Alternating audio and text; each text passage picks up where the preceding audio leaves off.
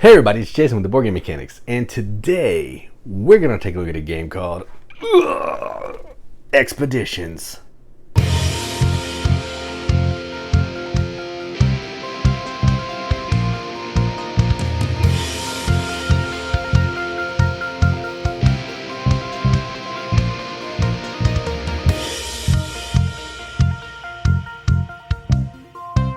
Expeditions is a game designed by Jamie Stegmaier, published by Stonemaier Games. Plays 1 to 5 players, 60 to 90 minutes, ages 14 plus. This is way more than 90 minutes. But effectively, this is the sequel to Scythe. I don't really know the lore of Scythe or when it takes place. This one says it's 1920. I don't know when Scythe takes place. I think World War I. I don't know. Whatever. Don't quote me on all that. I haven't played Scythe a ton. I don't know a ton about it, but this one's 1920 Expeditions. Everybody just calls it Expeditions, so that's what I'm doing. And this is effectively meteorites hit the ground. And we are in our mechs. Look at these. We'll come back to these because, yikes. We're in our mechs and we're trying to go exploit the land to collect workers, get upgrades to our mech, and eventually use these meteorites to score points. Because that's what meteorites do. I don't know what the theme is. It has Scythe art. It's tied to Scythe basically because it has stars and it has the art. But this is a kind of a hand management exploration game where you're trying to collect resources, convert cards, use these workers to use these powers on the cards. Tuck cards, effectively removing them from the game to put down stars. So it's kind of a race. Hand management, all that kind of stuff. So normally here, this will be where I would send you down to the table, take a look at the game. But this one's kind of a long one, so I have a separate video that you can check out in the video description in the link in this video to see how the game works and how it plays. So I'm not going to go into that here, but I will talk about the components and the final thoughts and our complete review of what we think about this. So before we get into all that, let's just take a look at the components.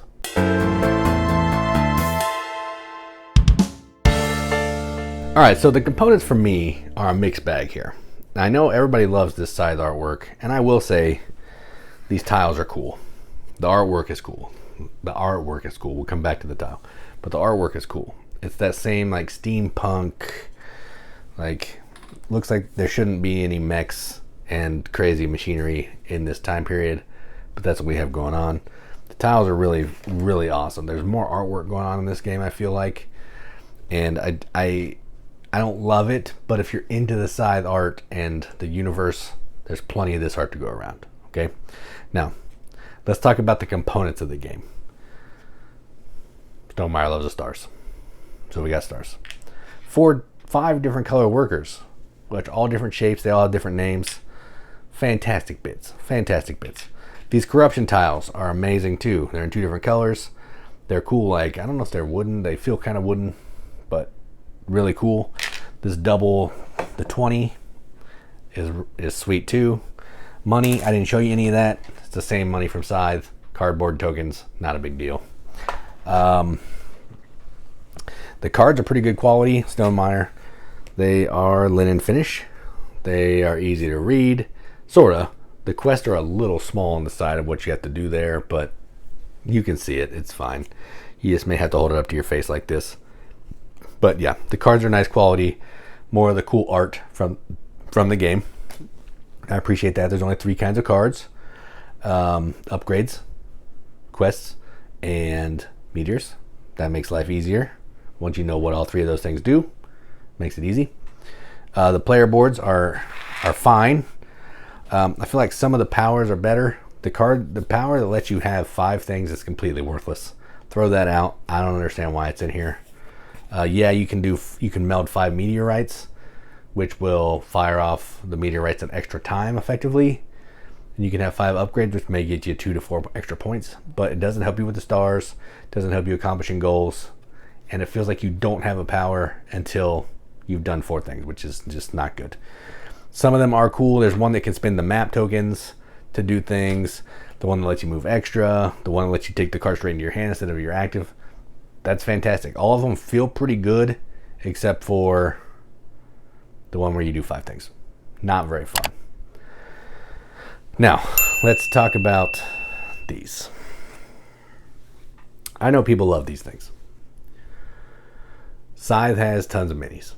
They look amazing. I am not knocking the sculpts. They are fantastic. This one is amazing. There's 5 of these. They're fantastic. I have no issues. The bases snap off so you can make it your color. That's cool. Here's my issue. This box is ginormous. Look at this. This is ginormous. It's not quite as big as a Scythe box, but it's up there. These tiles are ginormous because these mechs are ginormous.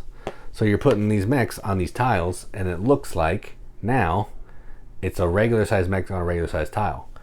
You could cut this down by 25%, turn this into a meeple or something else to save on some box size. Literally, the only reason this box is this big is because, well, actually it doesn't even need to be this big. Even with these components, it doesn't need to be this big.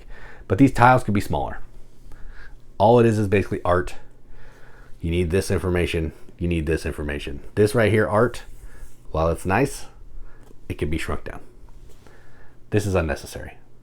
I'm probably the minority here. I get that. I don't get it. I don't understand why these have to be this big. All they are is moving around. Not even like in Scythe. They don't even fight in this one. At least they may show up into a text with somebody else and fight once or twice. This one, they don't even fight. They just move around and block the hex. I don't get it. It seems like all this stuff could be smaller. The cards are small. The cards are regular sized cards. Why couldn't the tiles be regular sized tiles? Maybe so these cards can fit in there. I don't know. Come up with a blank tile that just sits there that you can put the card on. I don't know. It's too big. The tiles are too big. The mechs are too big. And it takes up too much of the table for what this game is. This is a move around and collect things, but it takes up the whole board. So it needs to be smaller. I love the components, except for these, even though they look nice, unnecessary, and the tiles need to be smaller. Box, no reason the box should be this big. No reason at all. Ticket to Ride side box or tapestry size box is plenty big enough. Stop with the big size boxes. All right. So those are the components. Enough of the ranting and rambling. Let's talk about our final thoughts.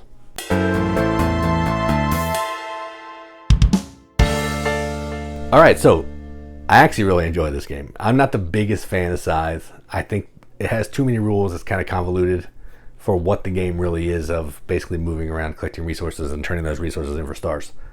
Basically, that what you're doing in this is what Scythe is doing with a lot more rules and a lot more fiddliness. This one is just move around, collect things, play cards, get stars, without all of the rules convolution. The rule book in this one is pretty simple, pretty thin. Tons of examples. Half of the rule book is like definitions. Fantastic glossary on the back. Everything this game does makes me not even want to go back to Scythe. I have Scythe, have the Invaders from Afar. I like Scythe. It's just, I hate teaching it to people because there's so much overhead in the rules that it just makes me not want to play it. And inevitably, I miss a rule every single time because I don't play it that much because I'm not the biggest fan of it. If I'm going to play Scythe, I just play my little Scythe, get the same kind of groove, same kind of vibe in 30 minutes with adorable art. But this one, all I have to do is teach, move, play, gather, and then we can kind of talk through some of the cards as they come out. That's it. You're moving, you're playing, or you're gathering. And then you have to learn Boast, Solve, Vanquish, and Upgrade. And then you know how to play this game. That is it. Get your stars down. Move around. If you hit a tile that's flipped over, flip it over. Collect the map tile. Get 5 map tiles. It's super simple to teach. It's multi-use cards, which are always cool. Probably the hardest thing in this game to teach is what was I going to say? Yeah, how to use the quest, because it's a little tricky. You have to get the quest in your hand first, or in your control, and then you have to go to the location and play another character to solve the quest. Everything else is done on the board: boasting, upgrading, melding.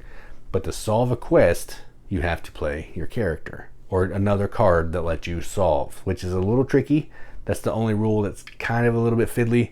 There's not a space that you can just go to that says, hey, solve, because all these are conditional on where you are on the map. So outside of that, this game is pretty cake to teach. It gives me similar vibes. It takes away all of the interaction aside from you go to a tile you block me from and I can't go there. And that's my kind of interaction. That's a worker placement interaction, and I love that. I have nothing bad to say about this. I wanted to poo-poo on this game because, again, board gamers are new is always better. And I feel like this is one where it has a sequel to Scythe written on it. As soon as it was announced, it sold a bajillion copies. It came out, all the reviewers loved it, and I'm with them. I wanted to not like it, but I do. I like it way better than Scythe. I don't want to play Scythe anymore. I want to play this. I wish it was maybe a little shorter. It was a little smaller. But outside of that, I love everything this thing does. It's a cool hand management puzzle, cool resource worker manipulation puzzle, trying to get to places you need to go to solve quests. I love everything about it. Everything. It's just a ton of fun. I'm not going to play it at more than 3 probably, because then it'll just go on way too long. 3 was already a little too long. But, 2.5 hours I think is what we played. Not terrible, but that last half an hour is feeling a little bit long in the tooth. I could do with, shorten it down a little bit. But even in spite of that, I enjoyed it, had a great time, and I can't wait to play it again. So I'm going to give this a BGM Accept the Seal. This is going to get a 9 out of 10 on BGG, which is a 4.5 out of 5 wrenches on our arbitrary wrench scale. That means absolutely nothing. But with that, to give the games that we enjoy, and that is what I am going to do. So that is Expeditions from Stonemaier Games. I'm Jason with the Board Game Mechanics, and as always, keep gaming.